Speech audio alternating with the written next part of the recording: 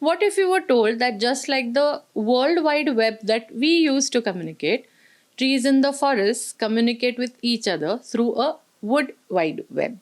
That instead of computers connected with wires or radio waves, the wood wide web has trees connected with an underground network of fungi, and that the old trees are like major communication hubs and the small ones are like less busy nodes, and they all transmit messages back and forth to each other. That there are mother trees who look after baby trees. Would you think that we are now venturing into science fiction territory like the tree in the film Avatar?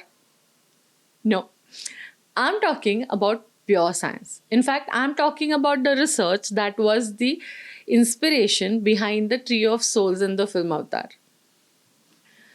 Finding the Mother Tree, written by Suzanne Simard, is the extremely readable, exciting story behind one of the greatest ecological discoveries in the last few decades.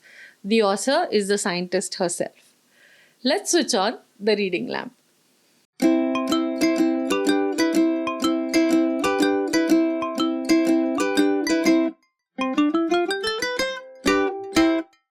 Hello, I'm Asavari, and on this channel, I review books and talk about reading in general. Shall we have a look at the details of today's book? Facts and figures. Finding the Mother Tree is a biography and scientific memoir written by Canadian forest ecologist and scientist Suzanne Simard. It was published by Penguin in 2021. The book is 368 pages long and available in paperback, hardcover, and Kindle editions. It's also available as an audiobook on Audible. But just like last week's book, I recommend buying a physical copy of the book because of the photos that add much value to the reading experience.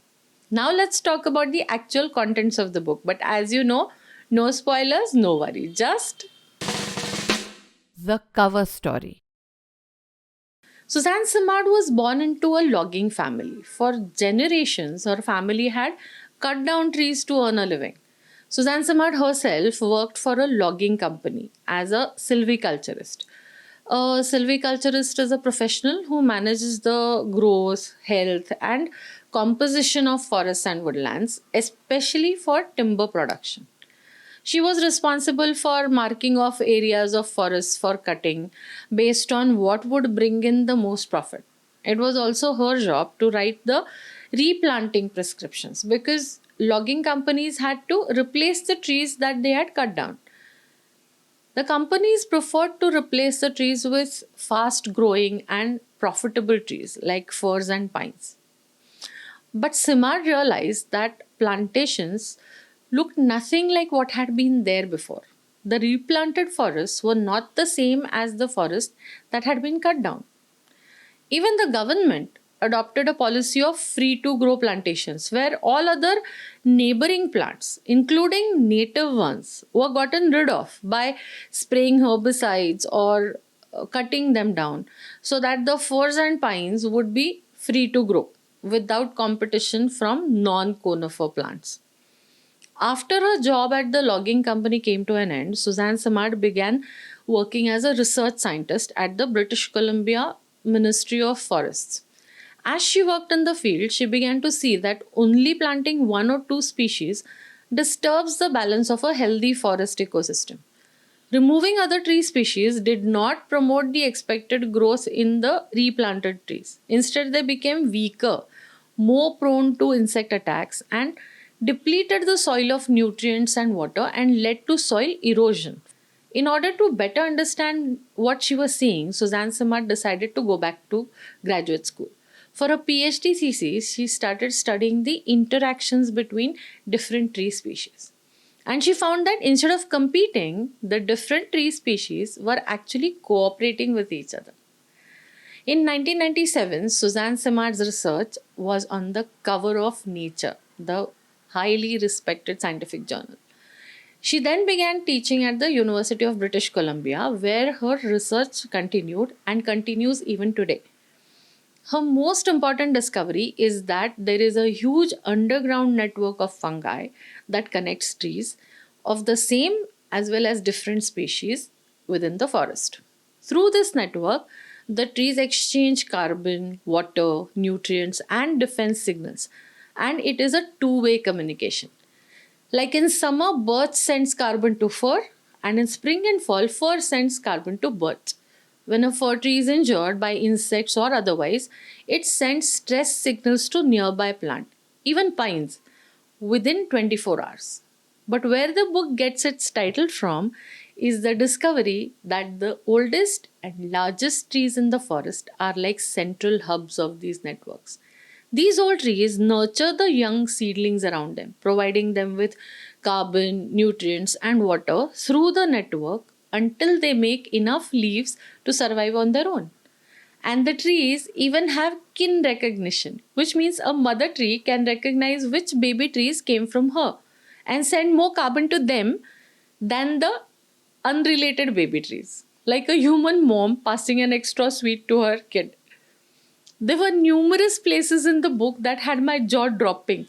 I'm sure the number of flags that I've put on this book give you an inkling of how many places those were. Here's what I think after reading the book. Speaking my mind. First of all, the book is written by a scientist about an important scientific discovery, but it's written for the layperson. I do have a background in science. I've done MSc in biochemistry and another MSc in nutrition and dietetics. I did work in plant tissue culture for a bit also, but I have zero experience of the kind of work that Suzanne Simard does. It doesn't matter.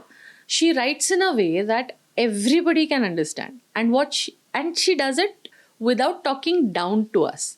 She explains terms like sourcing gradient and methodologies like carbon isotope tracing without any fuss. That's what I find most wonderful about this book. Throughout the book, she has made science accessible to everyone in a very enjoyable and interesting way. I'll give an example. She talks about the fungus which networks between different trees in the forest. The fungus has no chlorophyll, so it cannot make its own food, so it needs the trees to get its carbon. If it gets more carbon than it needs from one tree in the network, it passes on the excess to another tree in the network that needs it. Multiple connections ensure that if one tree in the network dies for some reason, the fungus can get its carbon from another tree. Suzanne Simard says that in doing so, the fungus is diversifying its carbon portfolio, like investing in stocks along with bonds in case the market crashes. This can be understood without a degree in botany. The book is also written in such a way that it's a story, not just a plain scientific document. Her experiences in the wild are pretty wild. Once she and a friend came upon a mama grizzly bear and her cubs and had to run for their lives. They climbed up two different fir trees and had to stay up there for hours until the mama finally left with the cubs. The book is about her life, the beautiful Canadian landscape, about the logging industry. As a woman of the 90s, working in the male dominated logging industry must not have been easy. Even later, when her findings were backed with solid scientific data, she still faced a lot of criticism and opposition, especially by policymakers who were extremely reluctant to make changes. Even though her research was often criticized or ignored because it didn't align with the set policies, and she hated public speaking, she still went out to talk to farmers and loggers and policymakers in an effort to bring about a positive change. Even today, her research continues. She heads the Mother Tree Project, which brings together academics, governments, forestry companies to design successful forest renewal practices. She has also caught some flack because of her use of the term mother tree. In the scientific community, this anthropomorphizing or talking about trees and animals as if they were humans is frowned upon. She has always made it clear that the trees she writes about are not female, like the Douglas fir, in which the same tree has both the seed cone and the pollen cone. In that sense, they are both mother and father at the same time. But She chose to call the hub trees mother trees because of the nurturing behavior that she observed in them. The intention is to communicate with people and create a connection with the forests that will help in their preservation. What comes through clearly in the book is Suzanne Simard's earnestness, her genuine concern for the forests, for nature. Towards the end of the book, she has a very simple suggestion for all of us. Quote unquote. By understanding their sentient qualities, our empathy and love for trees, plants, and forests will naturally deepen and find innovative solutions.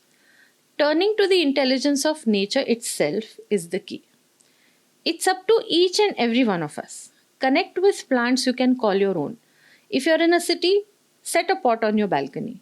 If you have a yard, start a garden or join a community plot. Here's a simple and profound action you can take right now. Go find a tree, your tree.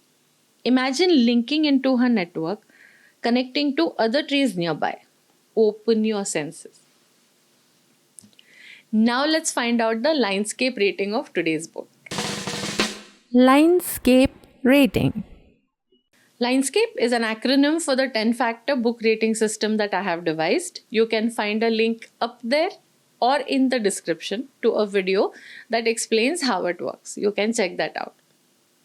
Today's rating is simple. Every parameter is a 9 or 10 except character, which gets an 8 because it's not really a character driven book. That gives us a total score of 97 on 100, which translates into 5 stars. This is the highest scoring book on this channel so far. Now it's time to put my thoughts. In a nutshell. Let me tell you why Finding the Mother Tree by Suzanne Simard is a must read. It's a serious book that is easy to read. It doesn't matter whether you're a science person or not. In fact, for a non-science person, this is a great book to jump into. It's a science-based book that reads like a detective and adventure story. That's two for the price of one: knowledge and entertainment. Reading the book is an immersive experience. It literally transports you into the Canadian forests. Although I've always been someone who's been happier in the woods than in the city, I loved what I learned about forests in this book. I'm sure that the next time I'm in a forest, I will be looking at trees and the ground beneath my feet with new eyes. Before I go, remember I upload a fresh episode every week. If you liked this episode, please give me a thumbs up. Hit the subscribe button and notification bell icon so you never miss an episode. And please share with your friends and family. The more, the merrier. This is Asavri signing off for now, but until the next time, have fun under the reading lamp. Switch on, read on.